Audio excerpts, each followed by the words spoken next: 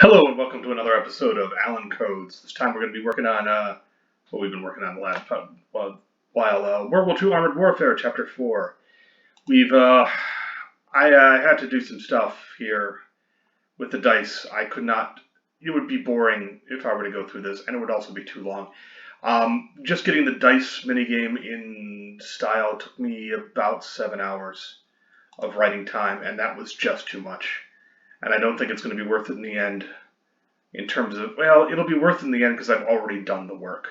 And that's a lot of what you'll find out about writing is sometimes you just have to put a lot of work in to get it to work. But in retrospect, you're like, there was a better way to handle that. Well, I know the better way now, and I'm going to be attempting to apply it when the time comes. All right. So we dealt with the shooter. You can either choose to step up and throw dice or decline and take side bets. If you step up to the line, we go first rigmarole roll where we check to see that you still got enough money. If you don't have enough money, well, that's an issue. Otherwise, there's a little bit of stuff here that basically was gambling time proceeds. There'll be stuff happening in the background. Hopefully it won't be too repetitive, or the player will tune it out after a while. Either way, it's just there for background, and it's the kind of thing where in the old games you'd have the text that says there was a dwarf here, and it keeps reminding you that there's a dwarf here. Sometimes there's always a dwarf here. But all right, so we have an additional scene where you recon basically, hey, what are things here? The mood. What's the mood? How have you won and how have you lost? You can opt to bet big if you've got the money, bet small, bet medium, bet small. This changes basically the dice mood, which doesn't really do too much for it. Basically, if you're making some side bets, it might curtail that. But all in all, the dice mood is just for fluff. One side bet only for shooter. The caller reminds everyone.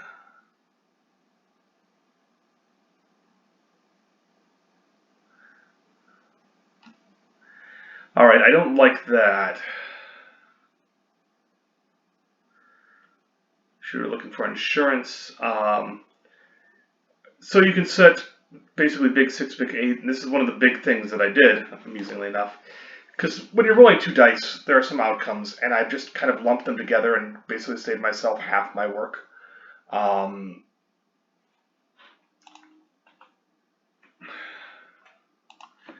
side bet. But I think there's going to be some repetition problems there. We'll see. I may have to expand that a little. And again, that's kind of feels like wasted time because this is a little part of the game in a section that doesn't contribute directly to the main story. It's a characterization. It lets you go out, have a good time, but it's not where I want to put my focus, and unfortunately I have. So anyway, you resolve the coming out roll. Do you win? Basically 50-50 and you come out roll. Do you win? Congratulations, you win. Otherwise you don't. You either set your point or you crap out. Either the way. It's the name of the game.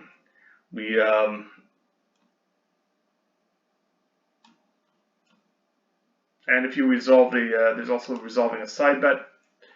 That's a shooter. That's great. You resolve then the point roll. If you don't make your point initially, you can increase your bid. And that'll get you money later if you manage to make it. And again, we have the same thing. It's a 50-50 shot to whether or not you succeed, you crap out, specifically. Otherwise, you're trying to make your point, and this is a lot of engineering here. Just trying to get, have you won, have you lost, die roll total, set your point total back to the top of things. If you're the shooter, it's going to be 7 if you crap out in some ways. 6 boxcars, no rest for the weary. Okay. Then we resolve the side bets as shooter.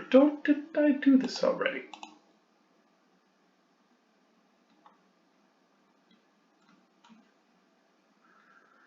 We have a go sub, resolve bets as shooter. Didn't I do that? Didn't I do that?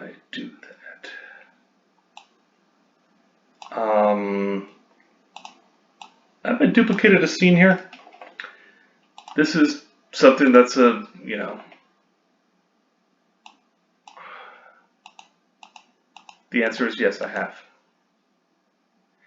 Now the other question is, which one is better? Crapped out, no passing the line, new shooter.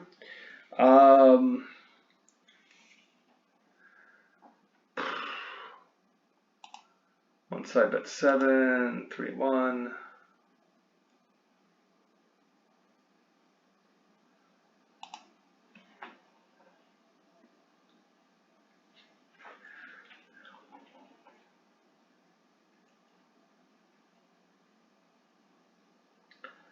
All right.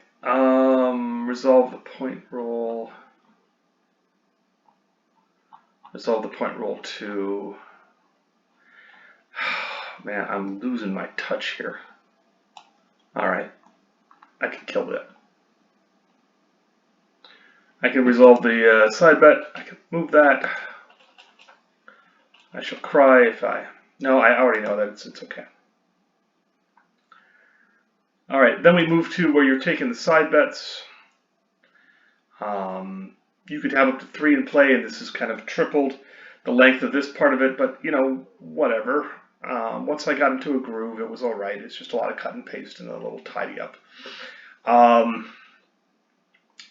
You get some better odds on some of the higher rolls that you can do because you're not shooting. Hide your eyes and your wallets. I did a lot of research into this for the dice to make it authentic-ish. Fun. You know, I don't. Did I include that for side bits up top? I better have included that. All right. So anyway, what we've got here. No, I did not. Okay. So.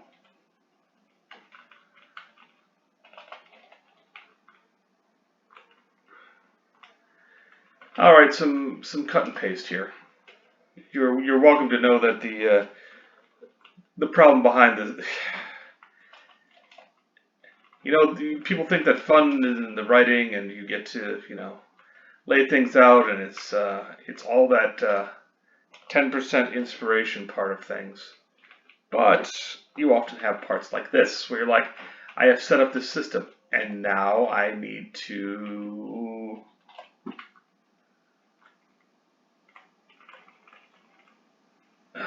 You can actually get okay. Yeah, that's fine. It's you can get 100 at a shot on the right side bet. Now this is all realistic odds, so that means I have hands off on this. I'm not weighting the scale either way. Now I don't think. Yeah, definitely not. I don't think those are accessible to the non-shooter. But you know, what are you gonna do? I put them in there anyway, and we have to deal with it when it comes. All right. If you don't have any side bets, you're not affected by it. Great. All right. So anyway,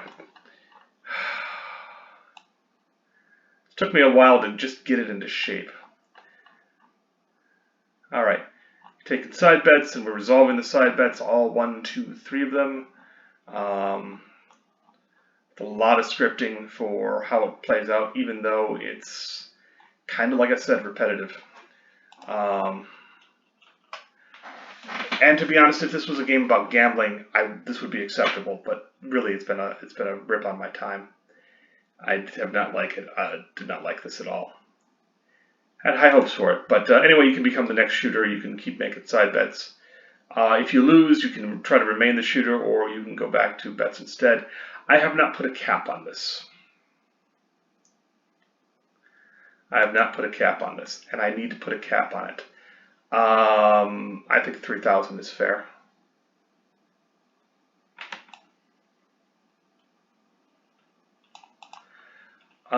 So I need to be careful here. That was an interesting time. Prelude to the hub.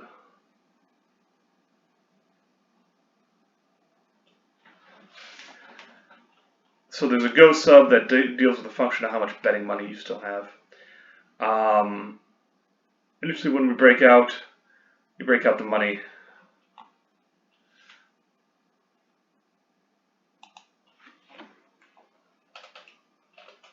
Should be 19 there.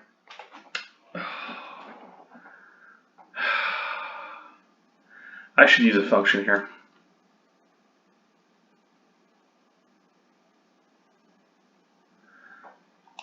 Alright, I'm going to consider that. I'm going to go back to it and probably use a function there. And all a function is going to do is basically run it till I have my conversion ready. Alright, so betting money is there. I need an out.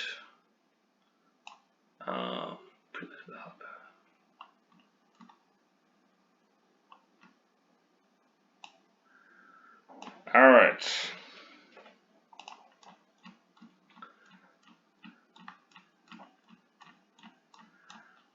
Okay. So what we need to do here is, what I need is an out. Basically, they've won enough money, and I don't want infinite money to spawn.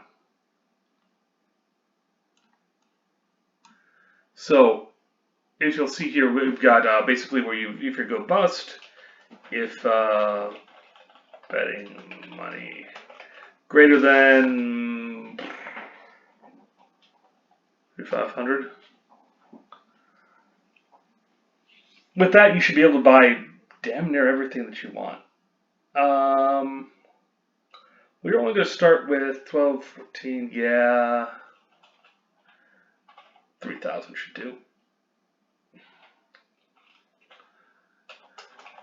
Your pockets are full of cash, scripts,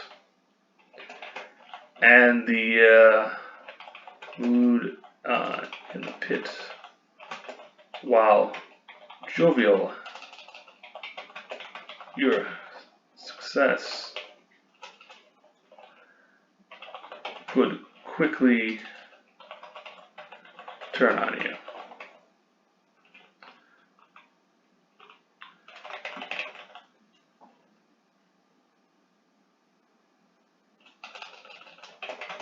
And Sergeant Hauser comes down to escort you out.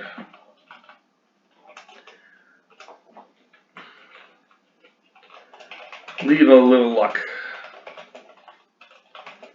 for someone else. All right? He asks.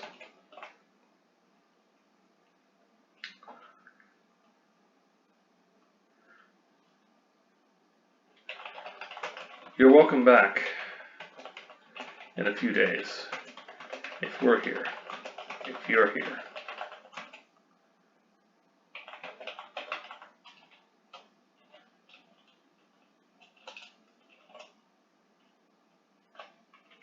Okay. And then we're going to go to the out.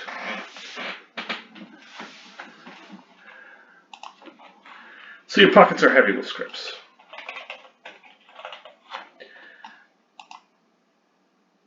Clambers down to help you out.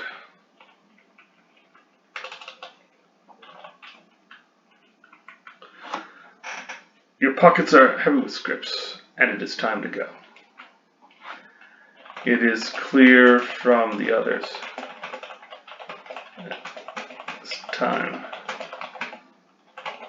Make your exit.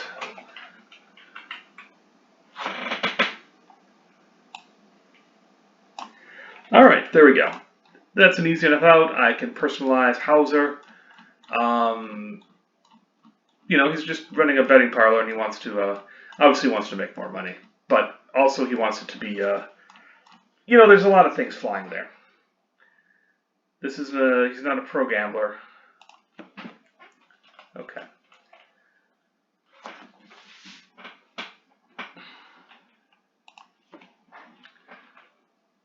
And it is time to set down the dice and make your exit. Make your exit. That's the only real difference between the two from when you were just making side bets. I don't know if players are going to notice it. Don't really care. All right, so let's talk about poker. Poker is the other game we're going to do, and I am also going to probably bang my head too much on this. Crossroads cards. Oh boy. Cards. If you know anything about poker, I'm going to try to explain it to you. So you've got a lot of different, you're going to get 5 cards. You can ditch 3 after the first draws and get 2, but you have to ante up. Okay, first you ante up. You put into a pot, which is usually about 20, we're going to say. However many players will enter, and that's just to see your cards. You get your cards, you decide whether you want to raise or call or fold. This can go around, other people can raise and call, and then we see how many players are left. If you're the only player left, you get the pot. If not, then it goes back and forth until people decide to get the second round of cards. You can draw up to 3. I'm not going to go with 4 technically. If you have an ace, you can draw 4. Not going to go there. You can draw up to 3 cards. So you can try to improve your hand essentially. And then there's another round of betting. And if there's more than one player left, then you have to reveal your cards and see who wins. Otherwise, whoever folds, the one who remains will get the pot. And so there's all sorts of subtleties with poker because it seems like a simple game, and it is, except for the complexities. You've got 52 cards, and you could have 5 of them at any one time, which means the amount of hands you could have are seriously variable. You may never see the same hands again, so to speak, for a very, very long time. So, out of the gate, these are the percentages, or 1 in 100, of what you have to just starting out for getting cards in your hand. There's a high chance of a pair. 2 pair is rare, 3 of a kind, everything else. But we're going to build on this, and we're going to say, well, if you've got X cards, then you draw 3. You can improve your hand so much, and then you can try to bluff or not with shaking people out. It will be more based on the individuals that you're going to have at the table. We're going to characterize them fully. Let me grab my notes on that. And I'm going to write up my notes, and maybe that's going to be what we're going to be doing here for this episode. Okay, so we've got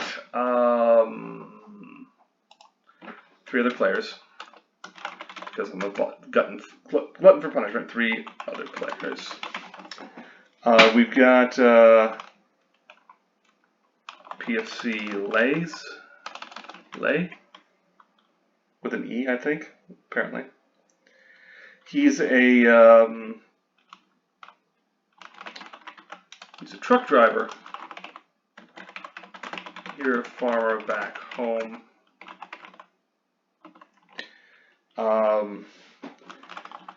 Looking to send enough back home to fix up his farm. He had just purchased it before his father's heart attack. Let's lay this out as PFC lay. Alright, so wife and child.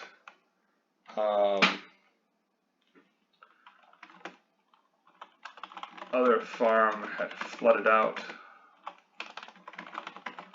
with a dam breach. He is sort of our desperate gambler. He's a sympathetic figure, and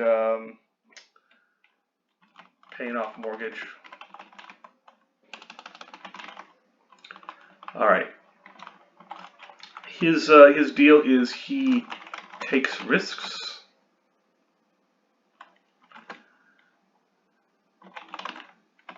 Doesn't bluff. Doesn't bluff much. No, that's antithetical. He takes risks. Sometimes wild ones. It's worked out so far. All right. Gambler number 2 is... what do we have here? I do not have a name for him. He is right now gambler number 2. He is the our talkie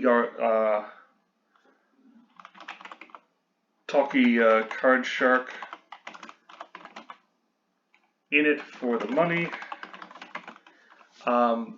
Because what's he going to do with the money? He's a southern gentleman.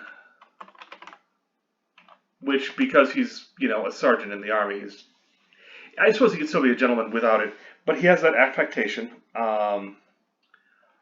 What he wants to do is treat his platoon, his fellows, let's call them just fellows, to champagne,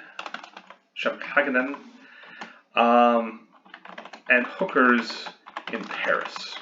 That's his ideal. That's what he's going to do. He'll need a lot of money for that, and luck to get it. Now he's get there.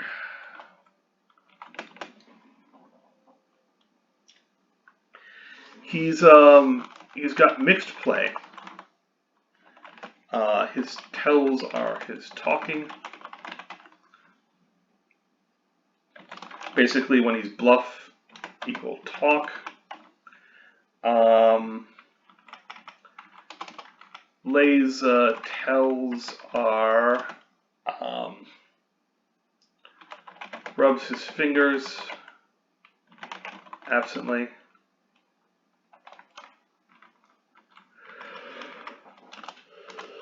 All right. Our third individual is the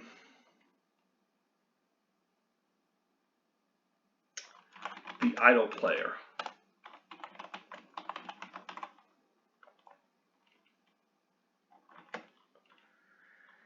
He doesn't have a use for money except his luxuries. Is that he can really live it. Can really live without. Okay.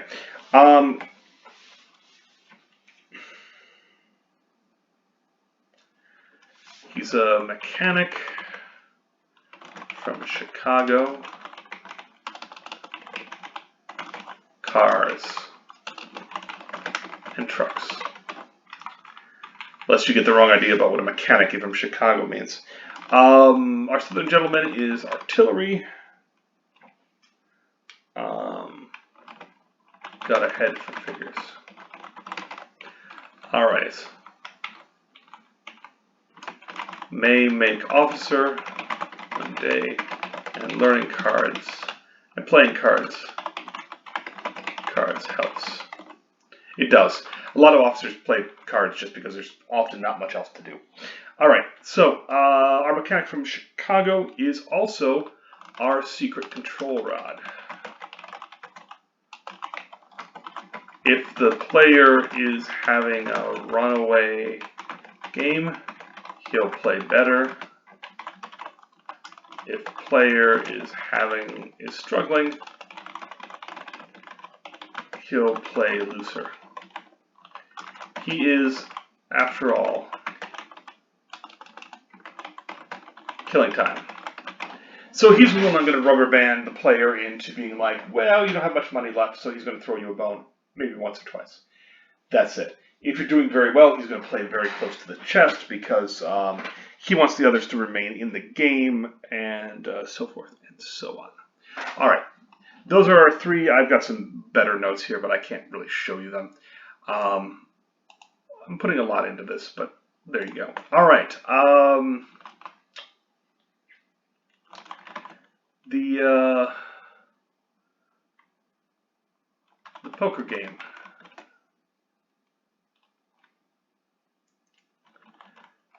The poker game is tabled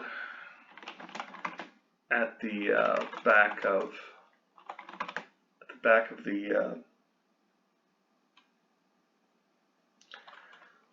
the supply tents,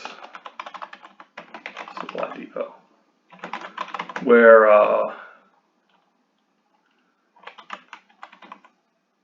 stacks of crates, empty crates, make a little room, a little place where a stretch of spare canvas keeps out the sun. As you approach the riffle of cards,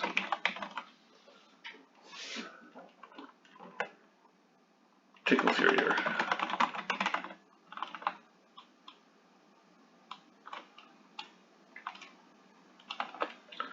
All right, we're gonna do the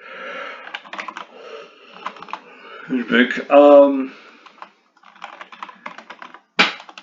3 soldiers, private, corporal, and another sergeant.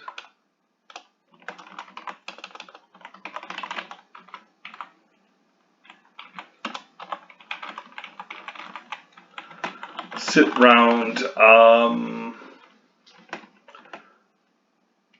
a cap table.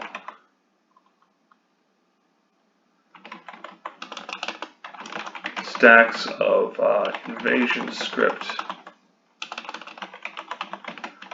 pinned down by rocks.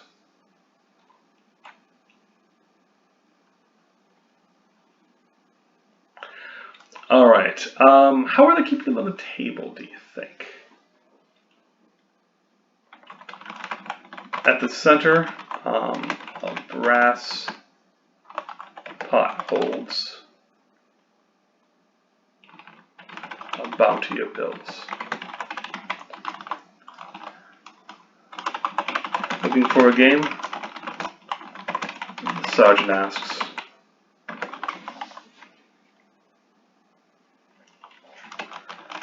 Because it's no fun without a fourth.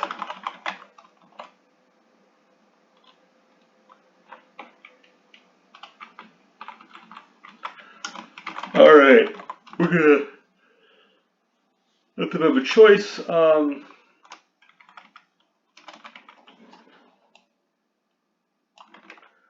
gonna recap the rules.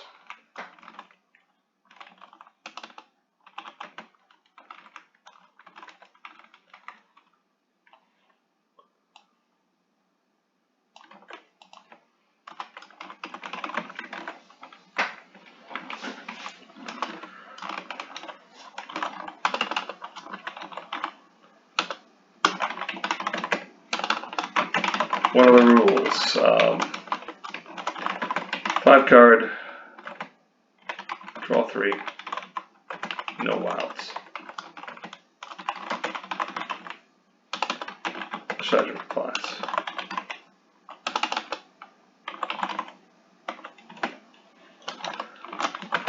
No low ball, either.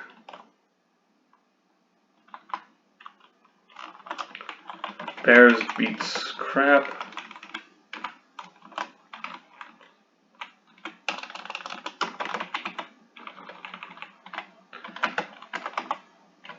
And no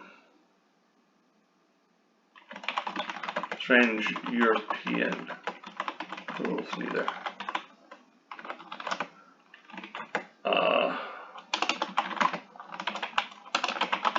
Corporal draws out.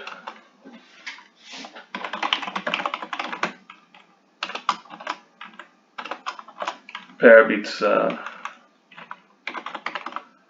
junk. Pairs beats pairs. 3 of a kind. 3 of a kind. Straight.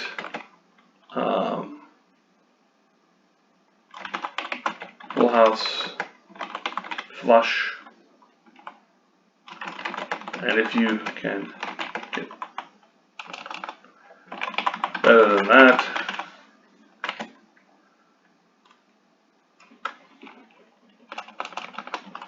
and so on. 20 to ante.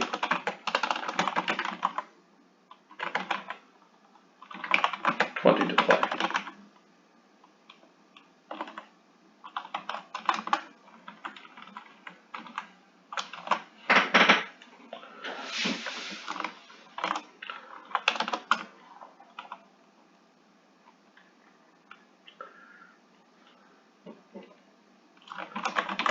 We're honest here. Private.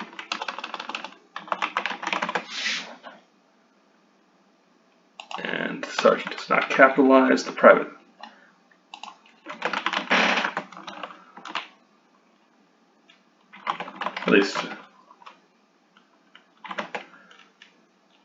At least the rules lie. Okay.